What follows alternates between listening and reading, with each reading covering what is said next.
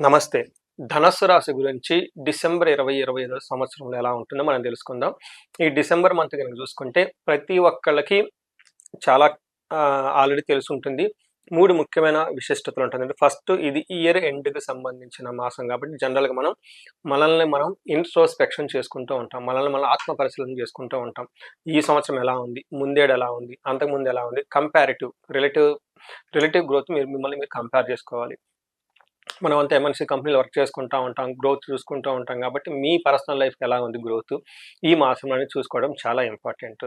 Next in case మీరు తగినంత విధంగా అంతకుముందు ఏటితో కంపేర్ చేస్తే సరిగా లేకపోతే, ఇది టైం మీరు ఒక స్టెప్ తీసుకోవడానికి ఎందుకుంది, ఏంటి అనేది గమనించుకొని మీ హారోస్కోప్ చెక్ చేపించుకోవడం చాలా చాలా ఇంపార్టెంట్. నెక్స్ట్ డిసెంబర్ మంత్ 16వ తారీఖు నుంచి మనకి ధనుర్మాసం స్టార్ట్ అవుతుంది. ఆధ్యాత్మికంగా మనం చూసుకుంటే ఇక్కడ నుంచి ధనుర్మాసంలో మనకి పేడ కల్లాపు చల్లటం, గొబ్బెమ్మలు పెట్టడం, ముగ్గులు వేయటం, తర్వాత హరిదాసులు రావటం, ఇక్కడ నుంచి సంక్రాంతి పండగకు సంబంధించిన హడావుడి అంతా స్టార్ట్ అయిపోతుంది. మూడోది ముఖ్యమైనది, చాలా మందికి ఈ డిసెంబర్ మంత్లో వెకేషన్ టైం ఉంటుంది. అది మనకి క్రిస్మస్ వెకేషన్స్ అవ్వచ్చు, లేదంటే సాఫ్ట్వేర్లో పనిచేస్తున్న వాళ్ళకి ఏమంటారు, జీరో కోడ్ డే అని, లేదంటే సర్వర్ డౌన్ టైం అని, ఇలా రకరకాల పేర్లతో పిలుస్తూ ఉంటారు. ఈ టైంలో వాళ్ళకి 15 డేస్ లేదంటే 10 డేస్ వెకేషన్కి అందరికి వెళ్ళిపోతూ ఉంటారు. ఇంకొకటి, చాలామంది వెస్ట్రన్ కంట్రీస్ చెప్తూ ఉంటారు, ఈ డిసెంబర్ మంత్లో గొడవలు ఎక్కువ వస్తాయి, మనస్పర్ధలు ఎక్కువ వస్తాయి అని చెప్పేసి చాలామందికి వెకేషన్కి పంపించేస్తూ ఉంటారు ఎంప్లాయీస్ని అంతా. సో ఇది జనరల్గా ఉండే 3 ముఖ్యమైన విశిష్టత గల మాసం డిసెంబర్ మంత్. ఈ డిసెంబర్ మాసంలో ధనుసు రాశి వాళ్ళకి ఎలా ఉందో తెలుసుకుందాం. ఫస్ట్ ధనుసు రాశి కనుక మనం చూసుకుంటే, ఈ రాశి వాళ్ళకి అర్ధ అష్టమ శనితో బాధపడుతూ ఉన్న వాళ్ళు చాలా ఎక్కువ మంది ఉంటారు. అర్ధ అష్టమ శనితో ఎక్కువ మంది బాధపడుతూ ఉన్నారు. అర్ధ అష్టమ శని అంటే ఇంటికి సంబంధించిన వ్యవహారాల్లో, భార్యాభర్తలకు సంబంధించిన వ్యవహారాల్లో సుఖం ఉండదు, సంతోషం ఉండదు, గొడవలు పడుతూ ఉంటారు. అంతేకాకుండా పార్ట్నర్షిప్ బిజినెస్లు ఏమైనా చేస్తున్నా కానీ అందులో కూడా గొడవలు వచ్చే అవకాశం ఎక్కువగా ఉంటుంది. ఒకటి ధనానికి సంబంధించో, పార్ట్నర్కి సంబంధించో, ఇంటికి సంబంధించో, భార్యకు సంబంధించిన వ్యవహారాల్లో ఏదో ఒక ప్రాబ్లం వస్తూ ఉంటుంది.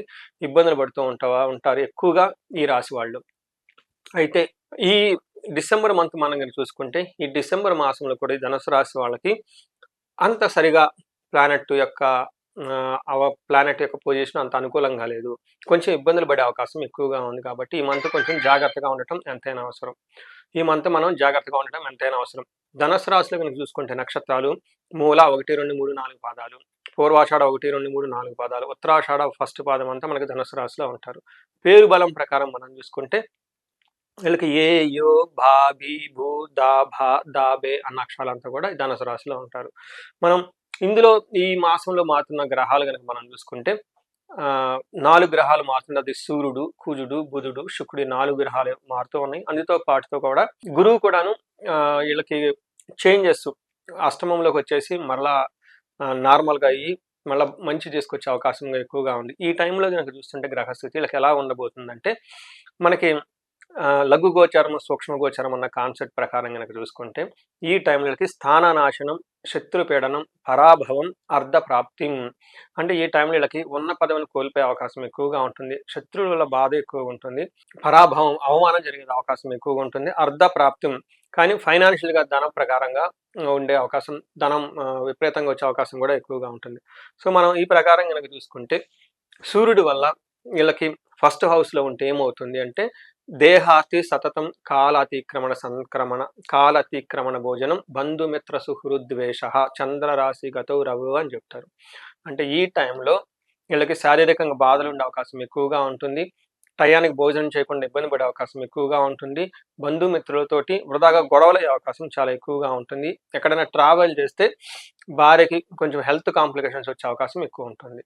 నెక్స్ట్ కుజుడు, వీళ్ళకి చూసుకుంటే వీళ్ళు కూడా కుజుడు వీళ్ళకి ఫస్ట్ హౌస్లో ఉండి కొంచెం ఇబ్బంది పెట్టే పొజిషన్లో ఉన్నారు. ఈ కుజుడు ఫస్ట్ హౌస్లో ఉంటే జ్వరం, ఖడ్గవ్రైణం, భార్య బంధు విరోధ కృత్, చంద్రరాశి గతౌ యక్ష రాక్షస పీడనం అంటారు. ఈ టైంలో మీకు జ్వరం వచ్చే అవకాశం ఎక్కువగా ఉంటుంది. తర్వాత కత్తుల వల్ల గాయాల అవకాశం ఎక్కువగా ఉంటుంది. భార్యల వల్ల, బంధువుల వల్ల గొడవలయ్యే అవకాశం ఎక్కువగా ఉంటుంది. అంతేకాకుండా యక్ష రాక్షస పీడనం అంటారు.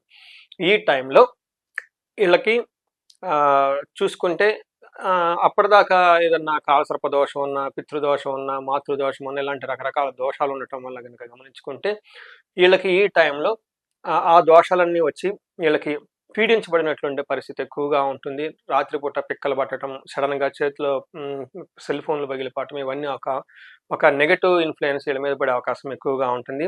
ఈ టైంలో గాయాలయ్యే అవకాశం కూడా ఎక్కువ ఉంటుంది. అది గమనించుకోవాలి. తర్వాత శుక్రుడు 12వ స్థానంలో ఉన్నాడు. శుక్రుడు 12వ స్థానంలో ఉండటం ఏమవుతుందంటే శస్త్రపీడ, చోరబాధ, అతి క్లేశ మహద్భయం, కృషి సవ్యాధి సర్వ విఘ్నం శాత్ అని చెప్తారంట. అంటే ఈ టైంలో వీళ్ళకి విపరీతమైన శత్రువుల వల్ల బాధలు, కష్టాలు, భయము, వ్యవసాయము ఇలాంటి కార్యక్రమాల్లో ఆటంకాలు కలిగే అవకాశం ఎక్కువగా ఉంటుంది. సో వీళ్ళకి గుప్త రాగాలు, రహస్యంగా ఉండే డిసీజుల వల్ల వచ్చి ఇబ్బంది పడే అవకాశం చాలా ఎక్కువగా ఉంటుంది. సో ఏ ప్రకారంగా చూసుకున్నా ఈ రాశి వాళ్ళకి డిసెంబర్ మంత్లో కొంచెం టఫ్ అయిన పరిస్థితుల్లో ఉంది కాబట్టి కొంచెం ఆధ్యాత్మికంగా ఉండటం చాలా ఇంపార్టెంట్.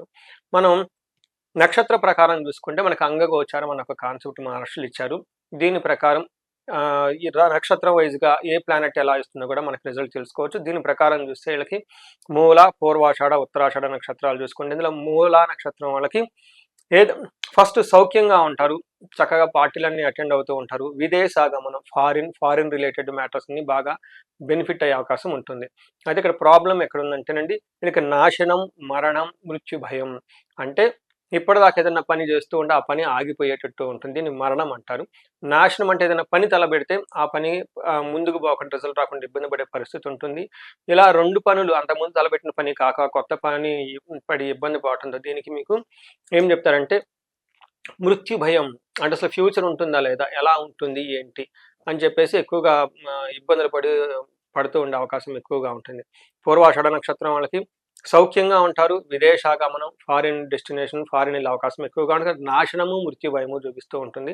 ఉత్తరాషాఢ నక్షత్రం వాళ్ళకి లాభప్రదంగా ఉంటారు, క్షేమంగా ఉంటారు, ఫారిన్ రిలేటెడ్ లేదంటే అవుట్ స్టేషన్ వెళ్ళే అవకాశం ఎక్కువగా ఉంటుంది. పరాభవము, సౌఖ్యము, క్షేమము చూపిస్తుంది. కానీ వీళ్ళకి నాశనము, మృత్యు భయం 2 చూపిస్తూ ఉంటుంది. కాబట్టి ఇది గమనించుకొని చక్కగా ఈ మంత్ అంతా ప్లాన్ చేసుకోవాలని చెప్పేసి నేను కోరుకుంటున్నాను. పూర్వాషాఢ, ఉత్తరాషాఢ నక్షత్రం వాళ్ళకి విపరీతంగా ధనం కోల్పోయే అవకాశం కూడా ఎక్కువగా ఉంది. దీన్ని కొంచెం గమనించుకోవాలి. అందులోనూ పూర్వాషాఢ నక్షత్రం వాళ్ళకి కొంచెం కాంప్లికేటెడ్గా ఉండే అవకాశం ఎక్కువగా ఉంది 3 నక్షత్రాలతో కంపేర్ చేస్తే. సో చూశారు కదండి. పరిహారాలు కనుక చూసుకుంటే వీళ్ళకి శని పిప్పలాద స్తోత్రం ఉదయం సాయంత్రం చదవటం చాలా ఇంపార్టెంట్. హనుమాన్ చాలీస చదవటం ఇంకా ఇంపార్టెంట్. వీటితో పాటుగా మీకు ఎవరికైనా ధన ప్రవాహంలో ప్రాబ్లం ఉంటే స్వర్ణలక్ష్మి విశేష హోమం చేయించుకోండి. ఏదైనా కనుక పెద్ద ప్రాబ్లమ్స్ అవన్నీ ఉంటే చండీ హోమం, చండీ పారాయణం చేసుకోవాలి. లేదా ఎవరికైనా హెల్త్ కాంప్లికేషన్స్ ఉంటే కనుక అమృత మృత్యుంజయ పాశుపత అభిషేకం చేయించుకోవటం చాలా ఉత్తమం. భార్యాభర్తల మధ్య వృధాగా గొడవలు అవుతూ ఉన్నాయి, రిలేషన్షిప్ ఇష్యూస్ ఉన్నాయి మీ మధ్య అనుకుంటే విశ్వావశు గంధర్వరాజ హోమము లేదా అన్యోన్య దాంపత్య పాశుపత హోమం చేయించుకోవడం చాలా చాలా ఇంపార్టెంట్. సో చూశారు కదండి. ఈ రాశి వాళ్ళు కొంచెం జాగ్రత్తగా ఉండటం ఎంతైనా ఈ డిసెంబర్ మంత్లో చాలా ముఖ్యం. ఈ రాశి వాళ్ళు మీకు ఎలాంటి సమస్యలున్నా వాటన్నిటిని అధిగమించి ముందుకెళ్లాలని, చక్కగా తగు పరిహారాలు చేసుకొని 10 రెట్లు మీరు జీవితంలో ఉన్నతంగా ఎదగాలని చెప్పేసి నేను కోరుకుంటున్నాను. నమస్తే.